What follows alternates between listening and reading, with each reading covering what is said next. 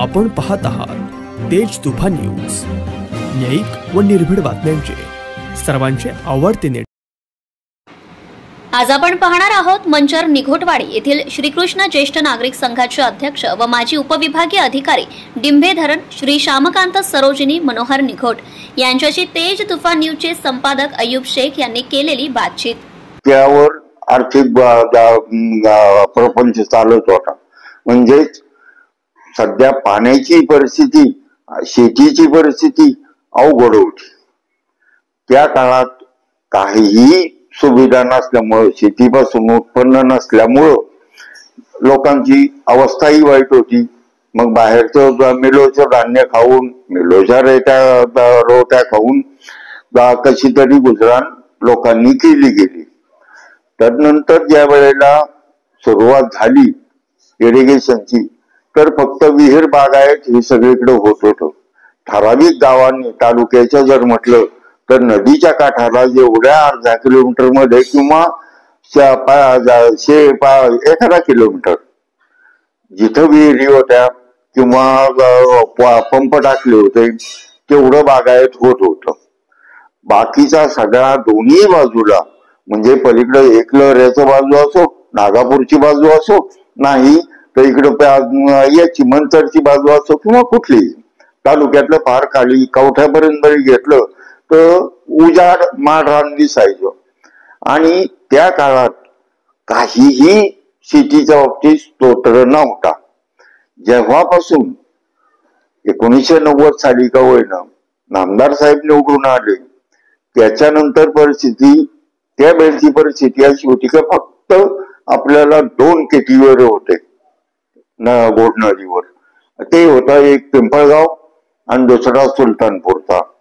सुलतानपूरच्या बंधाऱ्यावर फक्त मंचरचं पाणी पुरवठा होत होता, परंतु तोही अपुरा असल्यामुळं मंचरच्या बाजारामध्ये जर कोणी तालुक्यातली लोक आली तर काहीतरी हॉटेलमध्ये खाल्ल्याशिवाय त्यांना पाणी मिळत नव्हतं। पाणी कावडीनी बारवून आणून मंचरला पाणी पुरवठा होत होता। म्हणजे ती एक इतकी भीषण अवस्था होती का हातगाड्या, कावडी याच्याद्वारे सगळ्या मंचरला पाणी पुरवठा होत होता पिण्यासाठी। मग शेतीची गोष्ट तर लांबच राहिली। अशाही परिस्थितीत फक्त 2 केटीव्हीआर असल्यामुळं नंतर साहेबांनी ही आर्थिक सगळी गडी पाहिली, व्यवस्था पाहिली आपल्या तालुक्याची, आणि अवस्था अत्यंत भयानक होती। हे सध्याच्या पिढीला, म्हणजे 2000 साली जन्मलेल्या पोरांना किंवा मुलांना ही परिस्थितीची जाणीव होणार नाही। परंतु ज्यांनी याची देही पाहिलेला आहे पूर्वीचा, म्हणजे 1980चा किंवा 70-80चा काळ आंबेगाव तालुक्याचा आणि आजचा काळ, तर यामध्ये आमूलाग्र बदल झालेला आहे। आणि या बदलाचं कारण एकमेव फक्त वळसे पाटील आहेत। आणि तेही उदाहरणासह पटवून द्यायचं म्हटलं तर 90 साली निवडून आल्यानंतर त्यांनी पहिल्यांदा शेतीच्या गोष्टीला प्राधान्य दिलं।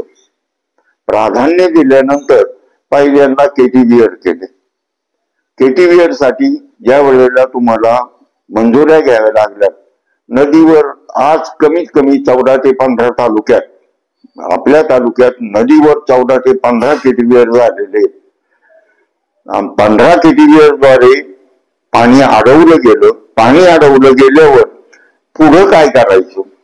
पाणी तर शेतात जायला पाहिजे, म्हणून स्वतः साहेबांनी संचालक म्हणून पीडीसीसी बँकेवर गेले तर जेणेकरून तिथं आपल्याला कर्ज देता येतील, शेतकऱ्यांना कर्ज रूपाने मदत करता येईल आणि त्या कर्ज रूपाने लोकांच्या वॉटर सप्लाय झाले गेले।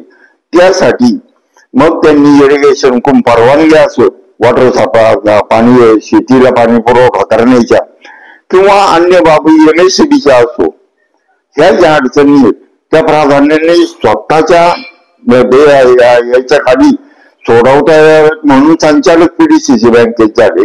पीडीसीसी बँकेतून इतक्या मंजुऱ्या दिल्या, मंजूर करून घेतली प्रकरणं की जेणेकरून शेतकऱ्यांना सोयीचं झालं। पाणी संस्था मंजुरी मिळाली आणि पाणी वापरचा इरिगेशन कोणती परवानगी घ्यावी लागते, पाणी उचलायचं किंवा आपण पाणीपट्टी भरतो, त्या पाणीपट्टीच्या अगोदर आपल्याला परवानगी घ्यावी लागते नदीवरून पाणी उचलताना. आणि दुसरी गोष्ट म्हणजे MSCBची कनेक्शन लागतं. तिसरी गोष्ट म्हणजे सगळ्यात महत्वाचं म्हणजे आर्थिक परिस्थिती. ही जर कर्ज रूपाने उपलब्ध साहेबांनी करून दिली म्हणून जाळं तयार झालं आणि इरिगेशनचं जाळं तयार झालं तर एकाचं पाहून शेतकऱ्यांनी दुसऱ्याने केली, दुसऱ्याचं पाहून तिसऱ्याने केली.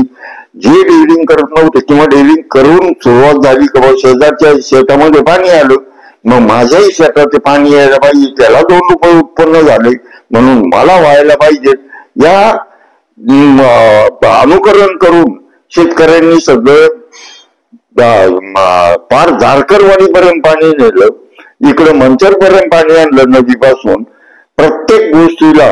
आणि पलीकडं एक लहरेच्या बाजूला म्हणजे आपला नागापूर पर्यंत पाणी नेलं गेलं, 3-3, 4-4 किलोमीटर इकडं गंगापूर पर्यंत पाणी नेलं गेलं, जेणेकरून शेतामध्ये सगळं पाणी विखुरलं वितरित झालं. आणि त्या वितरणाचा परिणाम असा झाला की तालुक्याचं जे आर्थिक राजकारण होतं किंवा आर्थिक परिस्थिती होती ती सुधारायला लागली, सुजलाम सुफलाम व्हायला लागला. परंतु होत असताना त्या मालाला काहीतरी उपयोग व्हायला पाहिजे, त्याला भाव मिळायला पाहिजे. मग भाव जर मिळवायचा म्हटलं तर आपल्या हक्काचं काहीतरी संस्था पाहिजे, हक्काने आपण काहीतरी देऊ शकू, दुसऱ्याच्या जीवावर तुम्हाला मिळू शकत नाही.